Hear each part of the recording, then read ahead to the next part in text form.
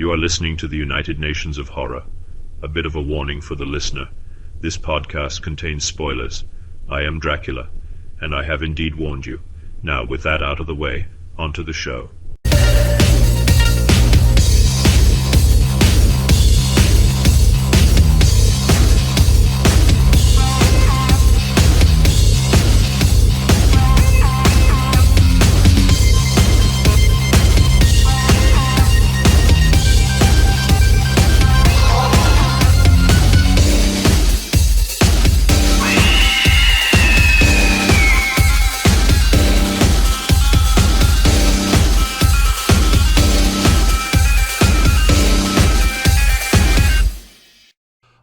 Welcome on, bienvenue, welcome to the United Nations of Horror with your hosts Mark and Jason. Hi Jason. Hey, how are you, Mark? Not bad at all. Hot here, hot. Really? In the UK? With torrential rainfall now and again as well. It's very, very weird. Well, it is June. Man. We kind of tend to be hot. I mean, you know, with global warming, we kind of get hot in June and it stays that way till sometimes October, weirdly. That's a lot like Georgia here in the United States. Okay. You know, I'm in the southeastern U.S. and same deal, man. You know what it's like. But I always think of England as being this, you know, more chilly kind of place. It used to be. That's what. Yeah. Same with Georgia. Well, we've always had hot summers, but like sometimes our winters don't get started until like December, and even then it's wild. Yeah, Georgia's landlocked, isn't it? There's no sea. You're not near the sea at all, are you? In Georgia? Exactly. Yeah, Florida's below us. Yeah. No, okay. Yeah. That makes the temperatures way more variable. The sea kind of has a calming effect in terms of high and low temperatures. So England's always been famously kind of and Ireland, you know, Scotland, been famously kind of temperate, but no, it's getting hot. Anyway, wow. Right. Oh man, we can talk about that all day. But yeah. Speaking of the sea,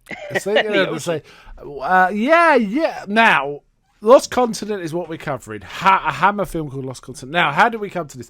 I think you asked me, what's the maddest Hammer film? Is that or something like that? Wasn't something it? Along those lines. Yeah, I was like, what's something crazy we can cover from Hammer? And I mean, this was months ago. Yeah. And, you know, we've had a few shows that we've kind of put ahead of that, but we finally came back to this, right? Yeah, you know, and back at the time, I had some suggestions. I suggested Captain Kronos, but I think we covered that, and we've talked about that quite a bit. I was also Legend of the Seven Golden Vampires is up there for crazy and fun. But this takes the biscuit, Lost Continent. Now, interestingly, this is based on a book by Dennis Wheatley. This is Dennis, the guy that writes about sort of Satanists and stuff. Dennis Wheatley wrote this book. It's called Uncharted Seas, and I did buy it on Kindle, but I haven't read it. I want to read it because I want to see if it's as crazy as this film. So Hammer actually only ever covered 3 Dennis Wheatley books. Devil Rides Out famously, probably one of the great Hammer films. This, The Lost Continent, and then their final, in their original iteration, because they have come back in the 2010s, the last gasp of the 70s, they did a pretty bad film called To the Devil a Daughter, riding on the coattails of The Exorcist, that kind of thing, right?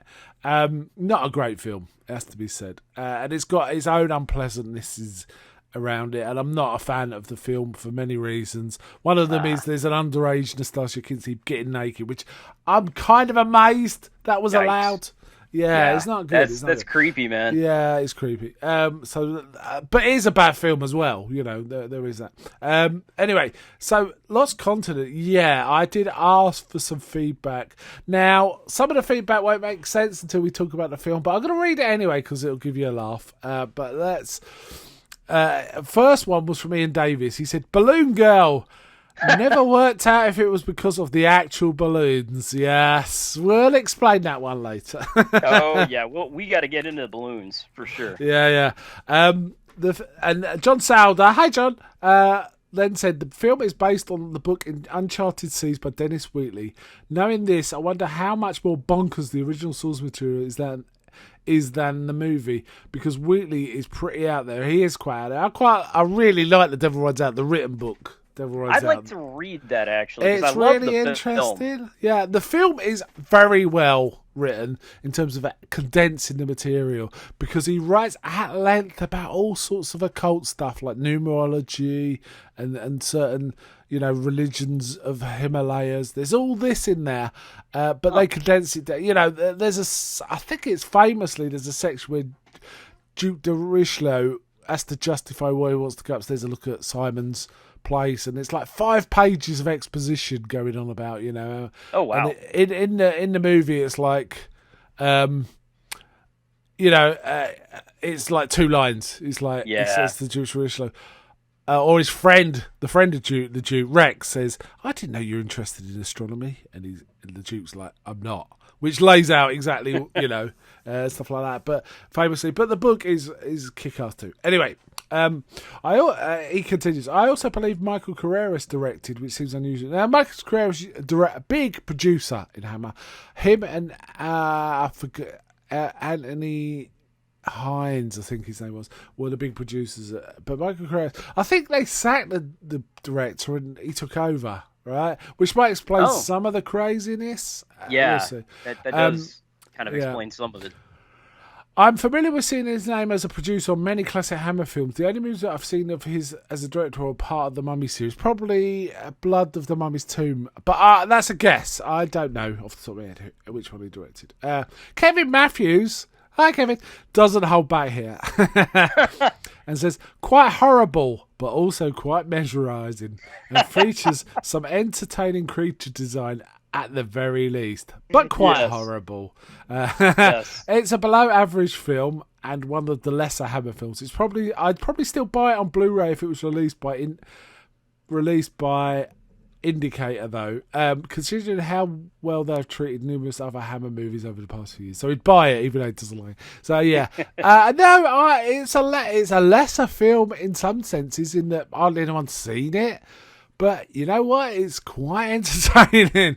And then I did send a response to him, which was, nothing with such a great opening song can be considered terrible.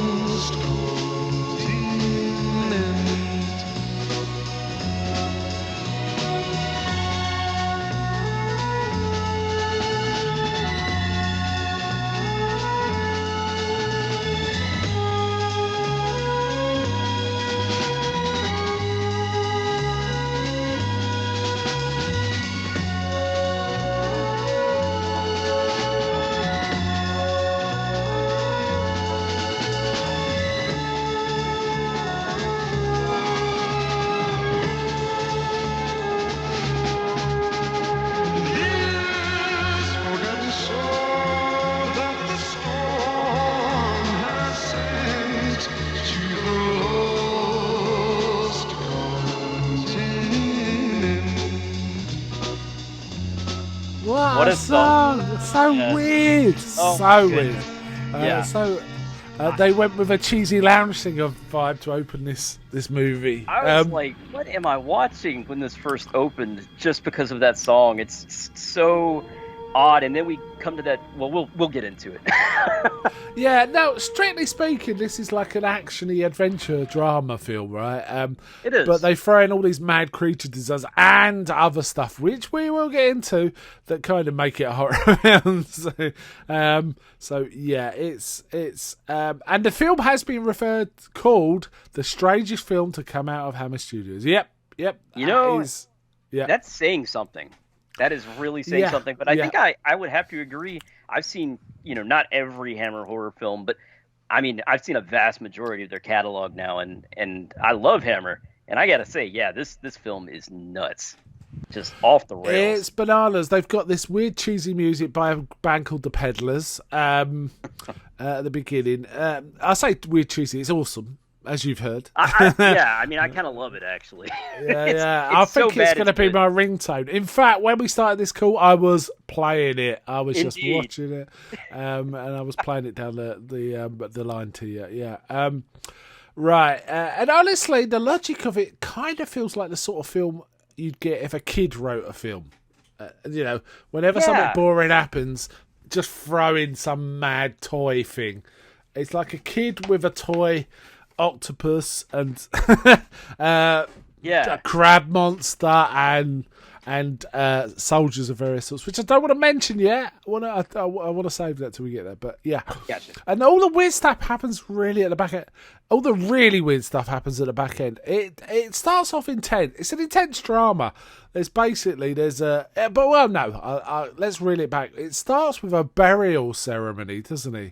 Doesn't it? Yeah. With a crew of, it scans round, people from like now or, when it was contemporary. Then it looks like pirates.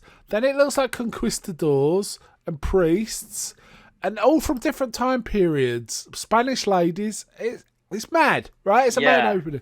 I was very confused at the beginning, and I mean, they intend for that to be the case. So, and yes. It does its job well. Yeah, and so they're burying someone, and we don't know quite who that is, and we see them get cast into the water. And then it's the captain's like looking thoughtful, and we hear a voiceover, his thoughts and says, what happened to us? How did we get here? And then there's the swirly imagery, and then we go back to the tramp, this little tramp steamer, really rough little boat, really. That is headed out off the coast of Africa into a hurricane warning. That's how this film starts, right? And the first mate's going, we should turn back, Captain. He goes, no, we're not turning back. You know the dangers when you signed on. He goes, yeah, the crew knows the dangers, but the passengers don't. So the captain's like, let's go ask the passengers, see what they think. And it turns out they've all paid well over the odds just to get out of Africa for various dubious reasons. Oh, yeah, we got to talk about the people here, right? And just... Oh, man. Because the film is a soap opera at the beginning. It is, absolutely. Pretty much. There's all these people thrown together for various nefarious reasons. There's a doctor with his daughter who's...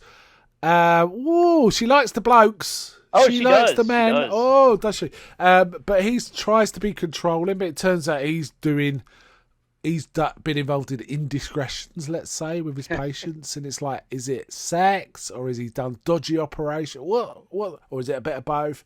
There's that. There's and it's funny. Her name's Unity, which is a really odd name. There's an ex-alcoholic guy who's probably one of the nicer characters. I was going to say, yeah. Who likes playing the piano. He's pretty good on the piano. He's sort of the unsung hero, I guess, along with the captain. But we'll get into the captain, man. But he, out of all the characters, he's probably the most likable, honestly. Yeah, some of the crew are okay as well. There's one particular bloke who really doesn't say much till near the end, who kind of becomes awesome because he just talks back to these.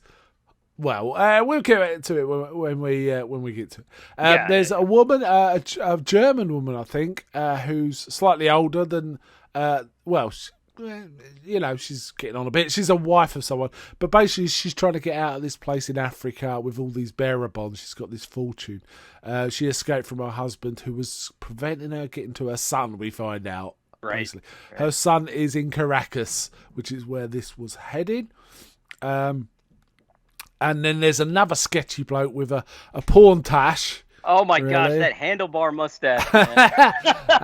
Who is a real scumbag. He appears to be a real scumbag. But basically, he was chasing her down, but he's willing to cut a deal if she submits to what he wants and gives her half of the money and all this, that, and the other. It turns out, the crew find out this rickety old ship that's headed into a hurricane is full of red phosphorus, which will explode on contact with water. So that's a bad start. It's never good to find out. Yeah. And the crew almost immediately get proper rowdy, which brings us to the captain, Captain Lanson, played by Eric Porter. What do you think of this guy? I have mixed feelings about the captain because obviously he's allowed this to come onto his ship, like the explosives, and so obviously he's got his own sort of nefarious means. But at the same time, he is a man of action for sure. Perhaps a little bit too much.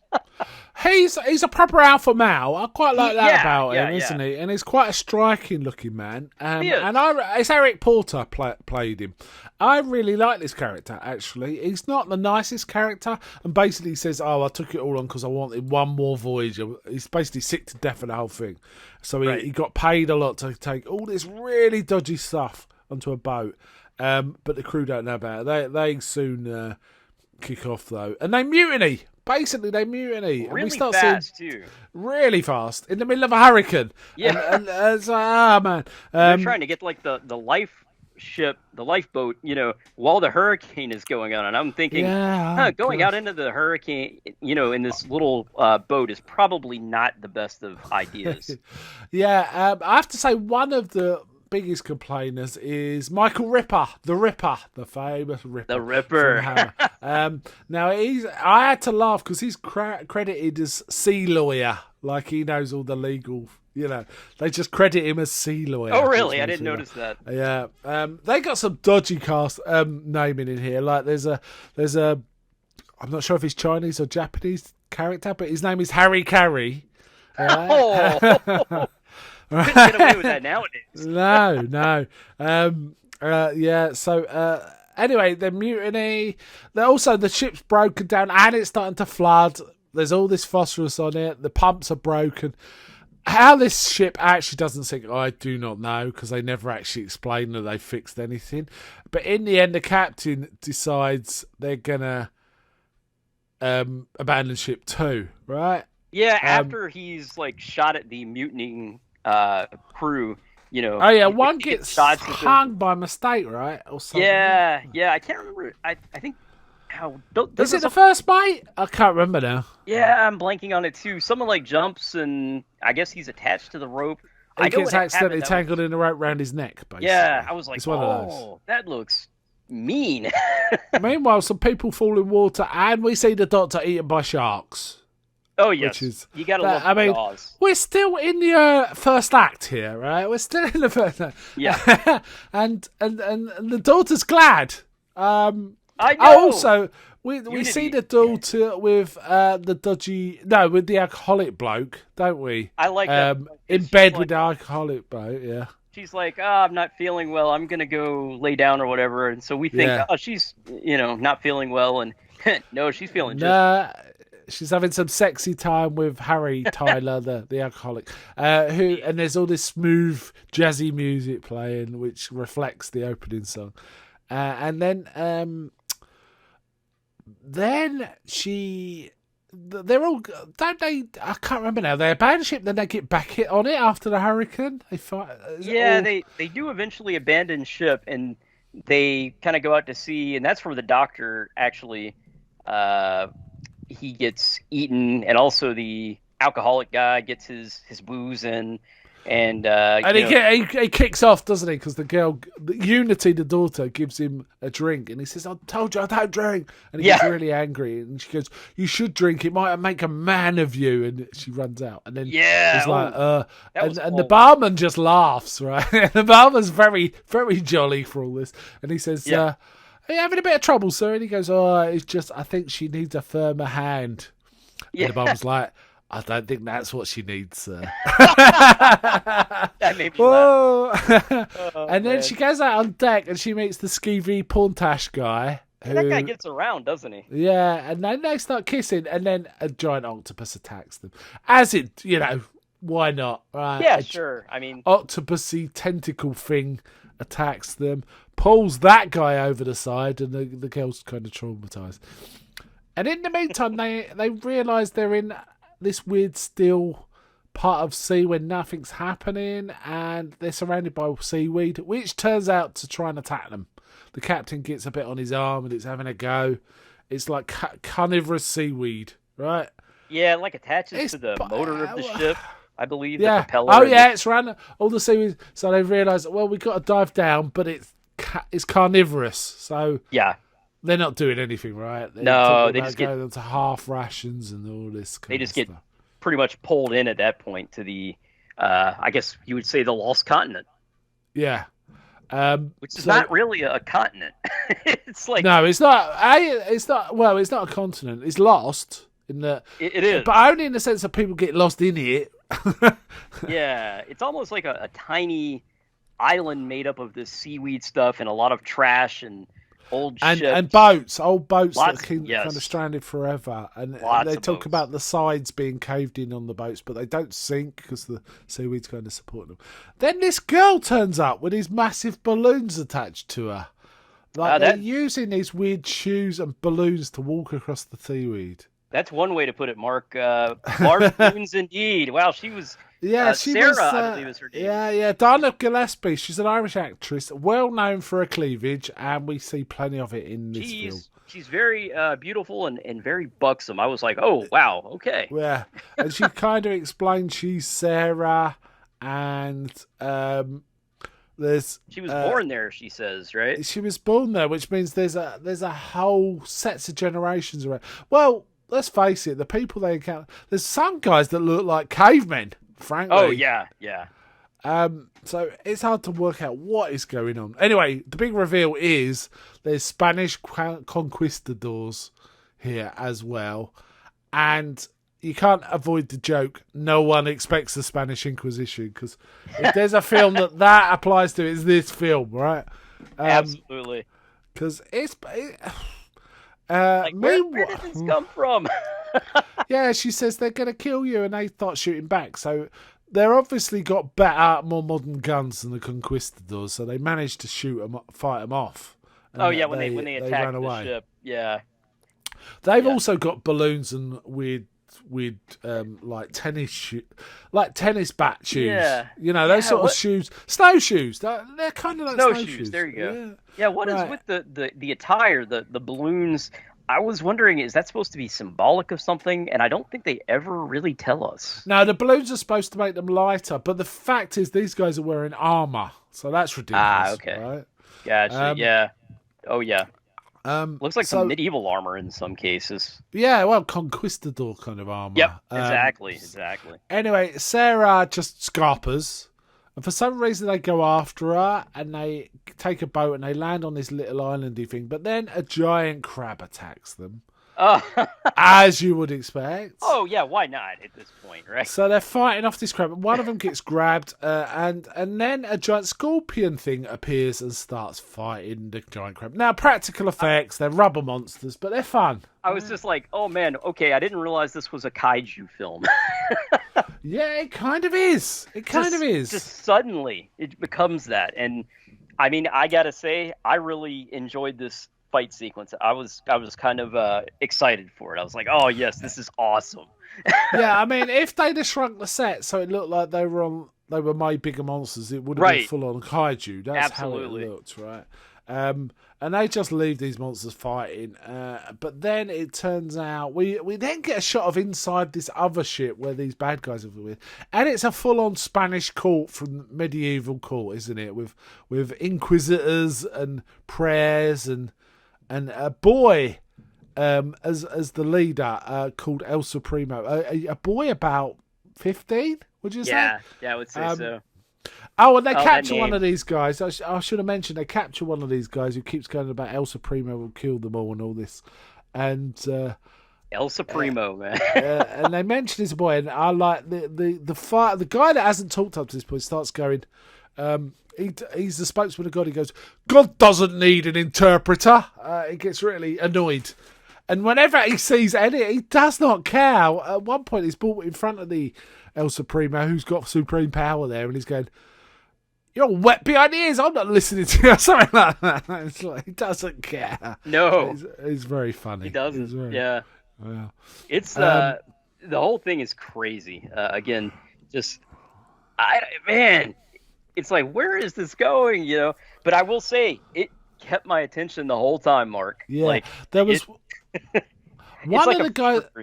It is like a favorite. One of the guys that come back, who's after the unsuccessful attack, has to explain to El Supremo, who basically throws him down this weird pit, which is really reminiscent of the Sarlacc pit in Return of the Jedi, isn't it? It is, yeah. It looks exactly like. It does. I think George Lucas owes a debt to this film. I've got to be honest. I think he does too. Got to pay some royalties there, George. It's proper, but and this looks pretty good actually. They basically throw people down it, and you can tell that El Supremo's getting excited by it. He's power. Giddy.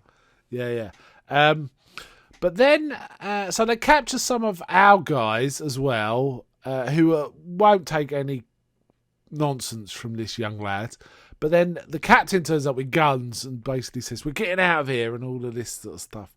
And then while the El Supremo's talking, the older Inquisitor is whispering in his ear. He goes, "Oh," and one of the seamen sort of, "Oh, I see. He's the real power. Boy, do you want to come with us and think for yourself?" and all this kind of stuff. Long and then speech. a big fight happens, and everything catches fire, and El Supremo decides to go with them. Just suddenly, out of nowhere, and the Inquisitor stabs him. But they manage to get him away. Right but in the then back. we see the Inquisitor's got some diseased skin. He's got scabs all over his face, and he's still trying to pray at an altar. And it's probably, I have to say, I like the set design. I did like the set design. Yeah, it's in the surrounding kind of, I guess, reddish tint they have going on the whole island. Kind of cool. I think it. Yeah, I did like some of the really shots. I like some of the shots of the boat floating in that boat graveyard. I thought that was really cool. I did too. Yeah. Now we got to talk about the special effects a little bit more, Mark, while we're at it. Yeah. It's like the scorpion and the crab. Oh my goodness, man! And the octopus. Yeah. Big green eyes on the crab, right? Or was it the octopus? I can't remember now. There was big green eyes on something. I believe it was headlights. Yeah. It's crazy looking. But it's almost like puppets. It reminded me of the show Farscape, which is a Jim Henson production. It's like a sci-fi show. Yeah, it's got a Muppety feel, isn't it? They're articulated puppets, right? Yeah, That's what they are. It's not stop motion animation, which you would typically see from Ray Harryhausen, during this era. I guess. No, these are they're models. They're big models. Yeah, aren't they? exactly. Being moved by men, presumably. Exactly. They're kind of cool. I mean, it's always good to see practical. Yeah. It was all right. Yeah. It's cheesy, but I honestly, I think it works better than some of the stuff you see in today's films. Some of the CG stuff. And I don't know. I'm one of those people that I don't mind when they use puppets or rubber suited men for monsters or anything like that. It kind of works for me, as long as it's not, there's a certain realness to it that bad CGI just takes you out of a film, because it's I can see that it isn't there. Yeah, I can see it's been superimposed. Whereas models, real practical effects, it's there. All right, it might not be great, but it's there. At least exactly. They're interacting with a thing, right? Exactly. So that's kind of nice. One bit that did make me laugh is where there's the bloke that they've captured who keeps mouthing off. At one point, the captain goes, "Okay." He says, "You will all die." The captain goes, "Okay," and he basically turns around and cuts his bonds. And you think the captain's just going to say, "Leave," but then the captain starts punching him. Oh yeah, saying, "Where are they?" And it's like, whoa. The captain is, as you say, he's an alpha man. He's a man's man. This dude he doesn't take any crap. Let's put it that way. When the whole crew is rebelling in front of him, and he goes, "Shut up." Listen to me, they do. But it doesn't work. They do mutiny in the end, but he's just looking at them, and then as soon as he starts talking, they're all listening, right?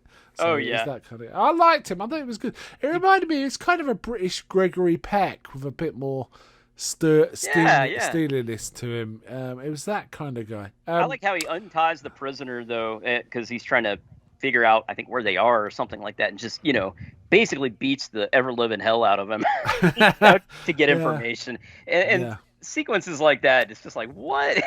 And there's also little weird soap opera asides, in the middle of all this mayhem. The older woman who they don't know her backstory, And he goes, "What are you doing here?" And all the, and they just take a time out so she could explain her backstory.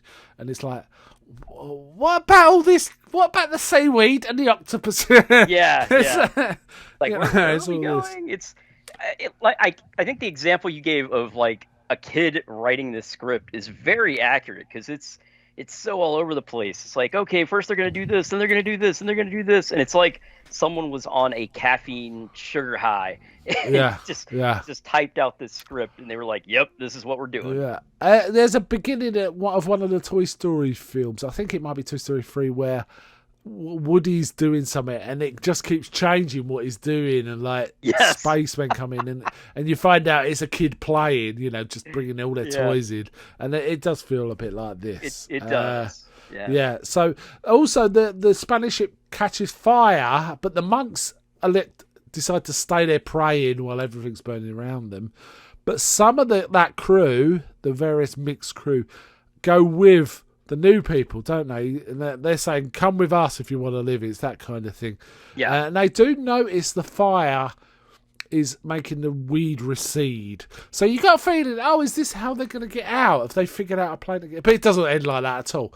Basically, El Supremo, the kid, dies and they're burying him. And that's it, right? That's the film. That's it. Well, we have to say, speaking of weed burning, I think that the people who wrote this script must have had some weed burning. Yep. Yeah. So many marijuana jokes you can make about this. But... Yeah, it's nuts. It is. Apparently, they built a massive tank at Elstree for all the sea scenes, which meant they didn't shoot at sea, which is way cheaper than shooting at sea.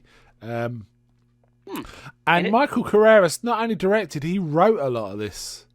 It's credited with Michael Nash, but that's just a pseudonym for him, right? Apparently it was first directed by the director Leslie Norman, who got replaced. Carreras fired him, I believe. So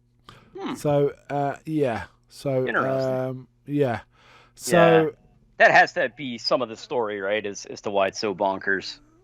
Yeah, there's something going on there, but I don't know what it is. I'm just looking at what other films we might have heard of that were directed by Leslie Norman. He did a lot of British films, so probably not heard. I've not heard of most of these. No, I can't see a single one I've heard of. How about that? So there you go. It's from the 30s, 40s. He directed X the Unknown. He directed X the Unknown, which is a pretty good Hammer film, actually. I love X the Unknown, yeah. And I will say this kind of has a Quartermass and the Pit feel to it. A little bit. Really? I'm struggling with that. I think so. Like, don't get me wrong here. Quartermass and the Pit is like a brilliant film, and this is the opposite of that. But as far as the aesthetic of it, I got some Quartermass vibes. Yeah. How about that? That's something I didn't get. The whole weird cheesy. I guess the ending's a bit like Quartermass because that ends on a very silent note, doesn't it? And it just sort of the apocalyptic thing going on. There's something very apocalyptic about this whole thing. It has to be said. Yeah. Now I don't believe. Apart from the secondary characters like the Ripper, I don't believe anyone in this appeared in any other Hammer films, apart from Eric Porter, who I believe, and I could be wrong, but I believe was in a really good Hammer film called Hands of the Ripper, made after this. I know that's one you've mentioned before. That's one we have to cover. I think he was like the main actor in that film, so that's kind of interesting. So they did use Eric Porter again, if I'm right. That's if I'm right. Apparently, there's a whole slew of weird films set around the Sargasso Sea, and ships being lost there, and civilizations or certainly communities growing up there. They're from the 20s, though. Get this. There's a film called The Isle of Lost Ships. Huh. And there was another novel called The Boats of Glencarrig from 1907, which had a similar premise. So this isn't a real outlier. There are other stories like this. And if we sat and thought, we'd probably think of a few more. There's certainly, The Land That Time Forgot and all that business, which is similar, Yeah. But yeah, I'm not sure I've got much more to say about this film, other than I actually, I enjoy it more each time I watch it. It's a fun film. It's crazy, and I like. I say it's fun. It's not a good film, but No. it's much like the last. Oh, gosh, I'm blanking. Much like the last film we covered, which is Renfield. This is kind of like that. It's so bad it's good. I like Renfield more than you, I think. But yeah, I like Renfield, but this is kind of the same vibe. I felt like, and I bonkers. also, I get some Lovecraftian vibes from this as well. Yeah, the monsters were like elder god things or something. It was really weird, and that seaweed too. The seaweed's like Cthulhu almost. I'll tell you, there is another film that when I saw it reminded me of this film because I saw this first. It was a film made in the late 70s called The Island with Michael Caine, who accidentally stumbles across a load of basically a community of people that have descended from pirates from the 17th century. So they talk and act like pirates, these guys. That is another one that kind of reminds me, and that's a crazy film too. Really I'd weird. Probably love it. Yeah, it's really good actually. I mean, I like him anyway. Michael Caine. Michael Caine, he's an interesting fella. I'm sure I'm butchering the accent, but no one can do it like Michael Caine. I apologize to our British fans, and I apologize. Yeah, so you should. Yeah, my name. I'll try and do it. My name is Michael Caine. The thing is, I could do it a little better because he was only born like 2 miles from where I was born, so I've got that advantage. So no, he's a good guy. Yeah, he's a good guy. But yeah, this was, all right. Do you think we're about finished on this? Yeah, I don't know what else there is to say. I guess should we rate this thing? Let's score it. Yeah, let's rate it. What would you give this out of 10? Or no, 5. Sorry. Yeah, we're going to the 5 system now. Out of 5, man. I'm going to give it a 2 out of 5. And I enjoyed it, but the film has problems. It's all over the place. The acting, it's all over the place too. It's soap opera. It's soap opera acting, isn't it? Yes. Yeah. Oh man. Which was another interesting. I'll tell you who I thought the good actors were. I thought Harry Tyler, the guy being Harry Tyler, was good. He's in some Michael Caine films. That guy is in The Italian Job, for example. I really liked Eric Porter as the captain, and I always liked the Ripper. Right, I always liked the Ripper. The rest of the acting, and quite a lot of secondary class were decent actors. I really like the stroppy guy that talked back to the El Supremo. He was great. But some of the main cast not good. It has to be. They're. I mean, it varies your acting quality, I guess, but there's a lot to like about the film too. I think the fact that it is kind of all over the place makes it entertaining. It keeps you engaged. I think that the production values are actually pretty good. Now, I've heard people complain about the special effects just reading up on this film, but they kind of work for me. So yeah, I even like the bit.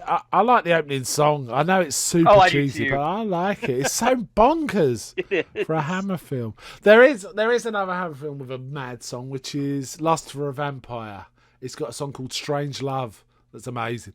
That's awesome. Yeah, but yeah, you know what? I'm going to give this 3.5. Nice. Now I don't disagree with what you said about it being Manfield, but man, entertainment value alone. Oh yeah, I'm giving it 3.5. It's solid. Really enjoyed it. We're gonna have to do something completely different, I think, next time. So maybe a less comedy kind of horror film. Something a little more serious, I suppose. But yeah, no, this was fun. I enjoyed it. I did too. It was a really fun watch. I'm glad you recommended this one.